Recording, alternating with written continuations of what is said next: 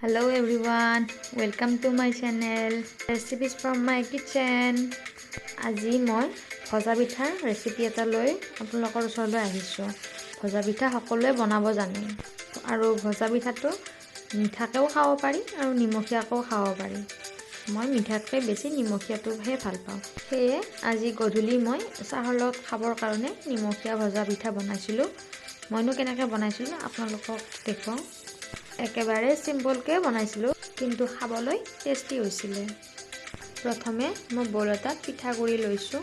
তাৰপাছত মই ইয়াত কুটি ৰখা পিঁয়াজ, ধনিয়া আৰু জলকীয়া দিলোঁ। তাৰপাছত নিমখ, ধনিয়া গুড়ি অলপমান, বেকিং ছ'ডা অকণমান আৰু খোৱা ছ'ডা অকণমান দিলোঁ আৰু অকণমান কালজিৰা দিছোঁ।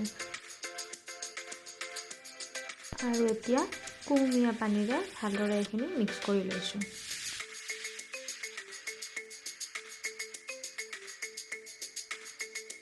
মিক্স কৰাৰ পিছত ইয়াত অকণমান চেনি দিছোঁ। চেনি দিলে সোৱাদটো অকণমান বেলেঞ্চ হয়। এয়া মোৰ ভজা পিঠা বনাবৰ কাৰণে বেটাৰটো ৰেডি হৈ গ'ল।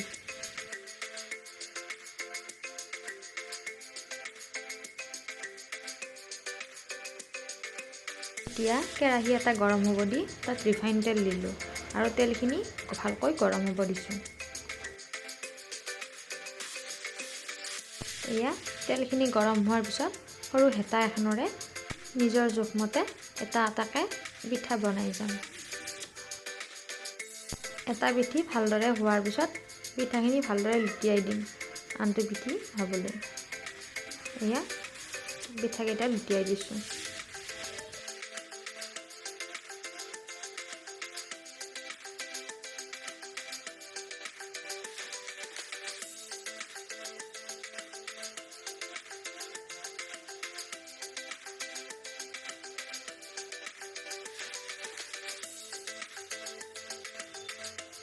এয়া পিঠাকেইটা ইলুটি শিলুটি কৰি অকণমান সময় ভাজি আছোঁ।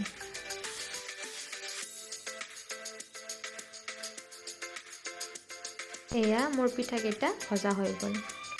ভজা হোৱাৰ পিছত পিঠাকেইটা এখন প্লেটত নমাই লৈছোঁ আৰু বাকী থকা বেটাৰখিনিৰেও পিঠা বনাই লৈছোঁ। এয়া মোৰ পিঠা ৰেডি হৈ গ'ল। আপোনালোকে মোৰ ৰেচিপি ভিডিঅ'বিলাক চাই ভাল পায় যদি মোৰ চেনেলটি লাইক, শ্বেয়াৰ আৰু ছাবস্ক্ৰাইব কৰি দিব। আজি মোৰ গধূলিৰ চাহৰ প্লেটখনত আছিল নিমখীয়া ভজা পিঠাকেইটা আৰু এটা মিঠাই, লগতে একাপ লাল চাহ। আৰু যদি আপোনালোকে মোৰ ভিডিঅ' নতুনকৈ চাই আছে তেনেহ'লেও মোৰ চেনেলটি লাইক, শ্বেয়াৰ আৰু ছাবস্ক্ৰাইব কৰি দিব। এয়া মোৰ গধূলিৰ চাহৰ প্লেট ৰেডি হৈ গ'ল।